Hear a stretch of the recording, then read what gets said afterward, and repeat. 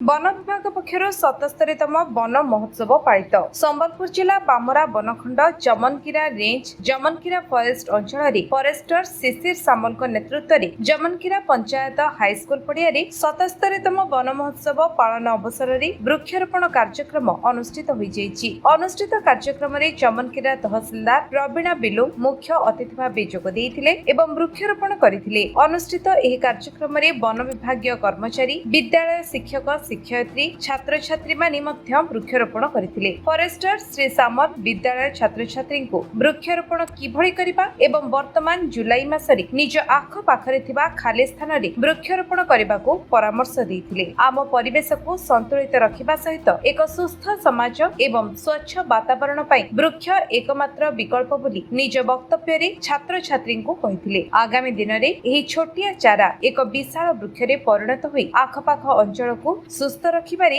मुख्य भूमिका ग्रहण करिबो बोली वन विभाग पक्षरु कुहा जायतिला। एपरिकी प्रत्येक छात्र छात्री माने निज घर किंबा घर पाखरे चारा रोपण करी 2 वर्ष तार जत्न नेले सेही वृक्ष सहजरे बंची जाई आगामी दिन रे आमको बंचिबारे सहाय्य करिबो बोली छात्र छात्री को सचेतन करा जायतिला एवं हाई स्कूल पड़िया चतुर्पार्श्वरे वृक्षारोपण करा जायतिला। जमनकीरा पंचायत हाई स्कूल प्रधान शिक्षयित्री सुजाता बेहेरांक सहित विद्यालय शिक्षक एवं शिक्षयित्री ज्योतिर्मय विश्वाल मंदाकिनी पति निहारिका सामल शोभाराणी बाग लोकेश चंद्र बाग दीपक किसान जन्मेजय राणा सुभाषेश बेहेरा सहित नवम एवं दशम श्रेणी रे छात्र छात्री सहित वन विभाग कर्मचारी इंद्राणी स्वाई जयंती रमजान क्षीरोदिनी राणा डेनिस मिंच रश्मिरंजन विश्वाल सहित समाजसेवी अब्दुल गुलाम कादिर उपस्थित रही चारा रोपण करथिले। वन विभाग पक्षरु आयोजन करा जायतिबा एही कार्यक्रम को अंचलवासी प्रशंसा करिसंती। संबलपुर अब्दुल गुलाम कादिर का रिपोर्ट विश्व विजय न्यूज ओडिशा।